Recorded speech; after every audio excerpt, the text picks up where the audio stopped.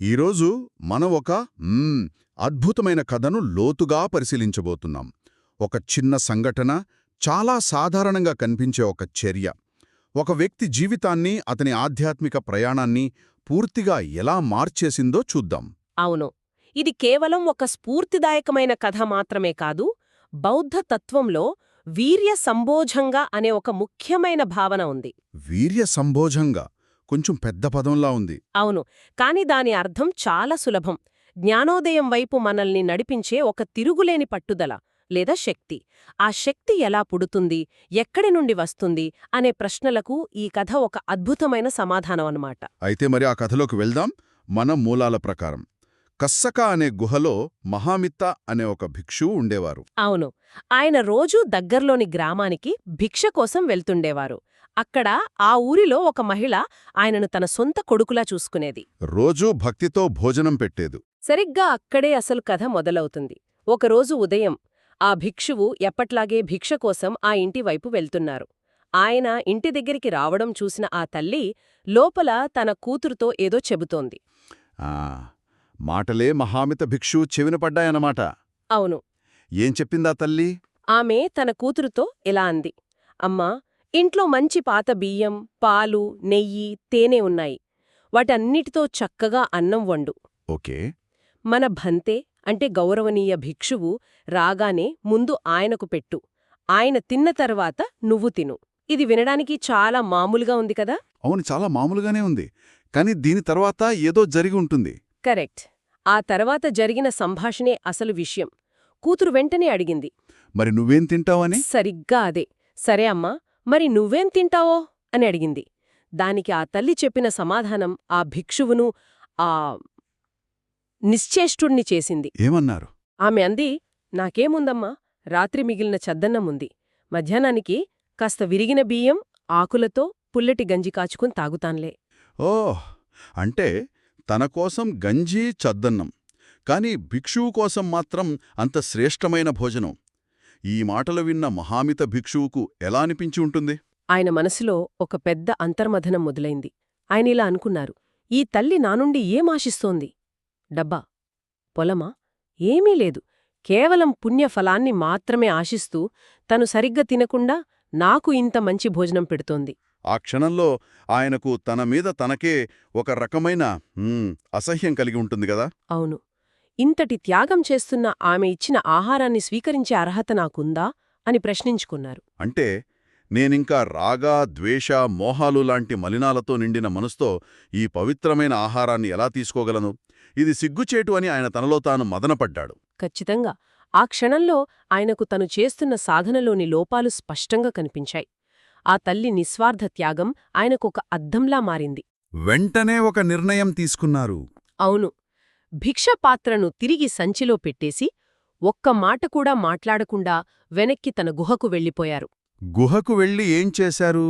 ఆ తల్లి త్యాగం ఆయనలో ఎలాంటి మార్పును తీసుకొచ్చింది? ఆయన గుహలో అడుగుపెట్టి ఒక దృఢమైన ప్రతిజ్ఞ చేశారు, ఒక శపథం. ఏంటది?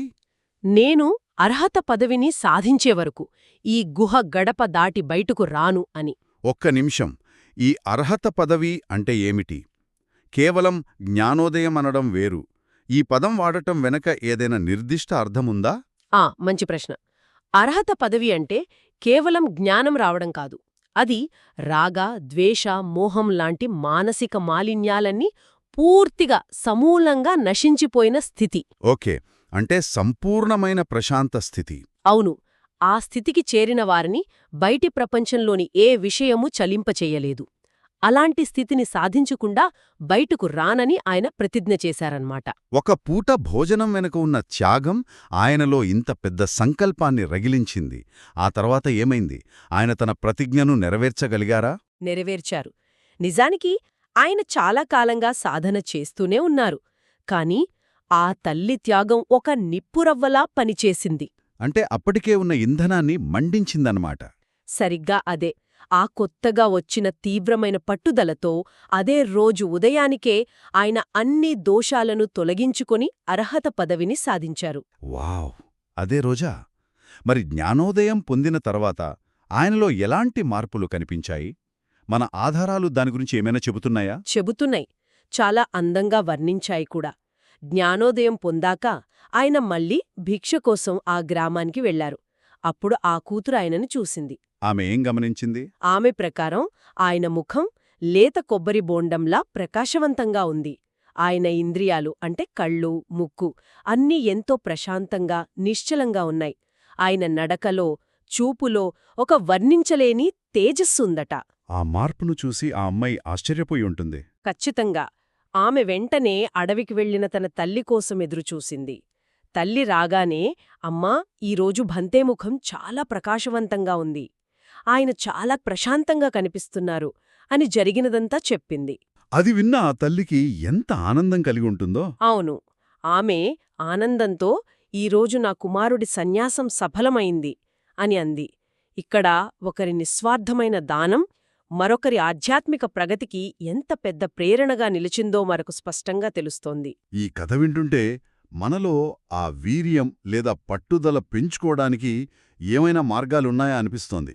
మహామిత భిక్షువుకు ఆ తల్లి ఒక ప్రేరణ. మరి మనలాంటి వాళ్లకు ప్రేరణ ఎక్కడ దొరుకుతుంది? దీని గురించి మన ఆధారాలేమైనా సూచనలిస్తున్నాయా? ఇస్తున్నాయి. చాలా ఆచరణాత్మకమైన 4 పద్ధతులను సూచించాయి. మొదటిది, గురువు యొక్క గొప్పతనాన్ని స్మరించుకోవడం. అంటే బుద్ధునిలాంటి ఒక గొప్ప మార్గదర్శి మనకున్నప్పుడు ఆయన శిష్యులమని చెప్పుకుంటూ కేవలం తిని, తాగి, నిద్రపోటూ సోమరిగా జీవించడం సిగ్గుచేటు అని భావించడం. మనకున్న అవకాశాన్ని గుర్తుచేసుకుని స్ఫూర్తి పొందడం. మహామిత భిక్షువు విషయంలో ఆ తల్లే ఒక గురువులా మారింది. నిజమే. ఇక రెండోది, వారసత్వం గురించి ఆలోచించడం. నేను ఫలానా గొప్ప వ్యక్తికి వారసుడిని, ఆయన బోధనలకు, ఆయన సంపదకు నేను అర్హుడిని కావాలి అని నిరంతరం గుర్తుచేసుకోవడమన్నమాట. ఇది ఒక రకమైన బాధ్యతను గుర్తుచేసి మనల్ని సరైన మార్గంలో నడిపిస్తుంది. మూడోదేంటి? మూడవది, గొప్పవారిని ఆదర్శంగా తీసుకోవడం. ఇది మనందరికీ తెలిసిందే.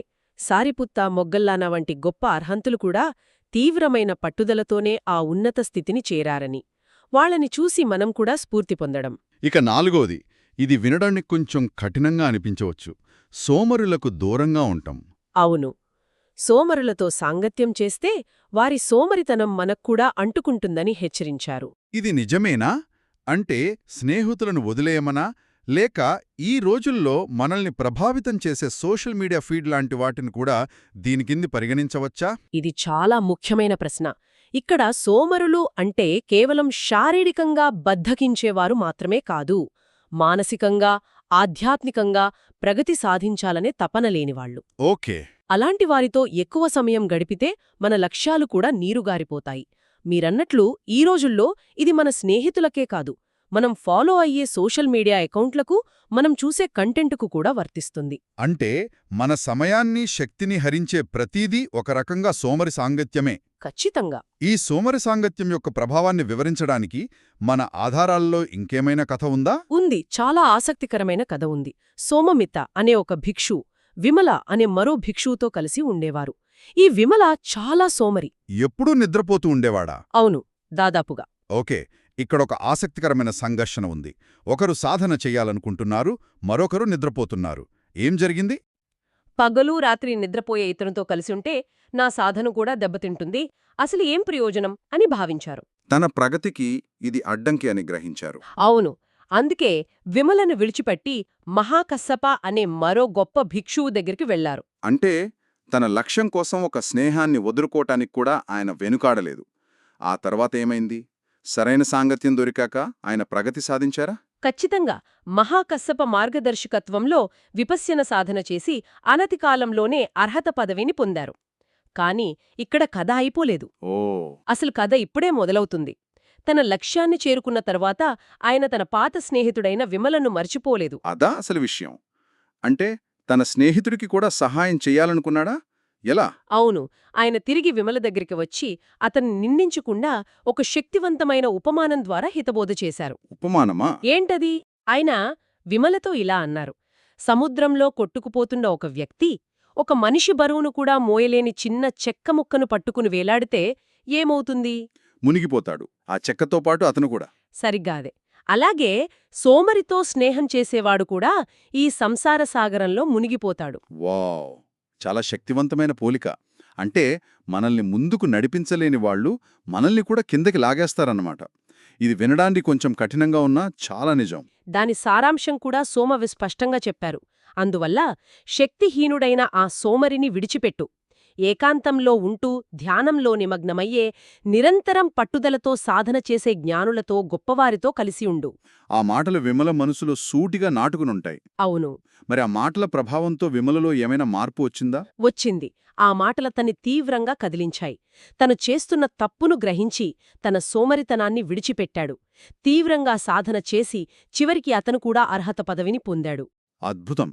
ఈ కథ ద్వారా సరైన సాంగత్యం మనలో ఆ వీర్యమనే శక్తిని ఎలా రగిలిస్తోందో, తప్పుడు సాంగత్యం దాన్ని ఎలా నీరుగారుస్తుందో స్పష్టంగా తెలుస్తోంది. అవును, ఈ రెండు కథలని పక్కపక్కన పెట్టి చూస్తే ఒక విషయం చాలా స్పష్టంగా కనిపిస్తోంది. మన చుట్టూ ఉన్న వాతావరణం, వ్యక్తులు మన ప్రగతిని ఎంతగా ప్రభావితం చేస్తారో. ఒకవైపు ఒక తల్లి త్యాగం, మరోవైపు ఒక సోమరి స్నేహం. మనం ఇక్కడ గ్రహించాల్సిన ముఖ్య విషయమేమిటంటే, స్ఫూర్తి అనేది ఎక్కడ నుండైనా రావచ్చు. ఒక తల్లి సేవ కావచ్చు, ఒక స్నేహితుడి హితోబోధ కావచ్చు. కాని ఆ వచ్చిన స్ఫూర్తిని నిరంతర శక్తిగా, పట్టుదలగా మార్చుకోవాలంటే మాత్రం దృఢ సంకల్పం, సరైన సాంగత్యం చాలా అవసరం. మహామిత్త భిక్షువు కథలో ఆ తల్లి త్యాగం ఒక నిప్పురవ్వ.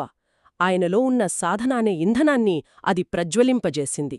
అదే సోమమిత్త కథలో విమల సోమరి సాంగత్యం ఆ ఇంధనాన్ని తడిపే నీళ్లులా పనిచేసింది. కరెక్ట్. సోమమిత్ర ఆ తడిపే నీళ్ల నుండి బయటపడి తనను తాను రక్షించుకుని ఆపై తన స్నేహితుడు కూడా సహాయం చేశాడు.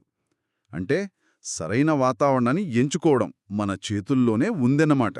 ఖచ్చితంగా.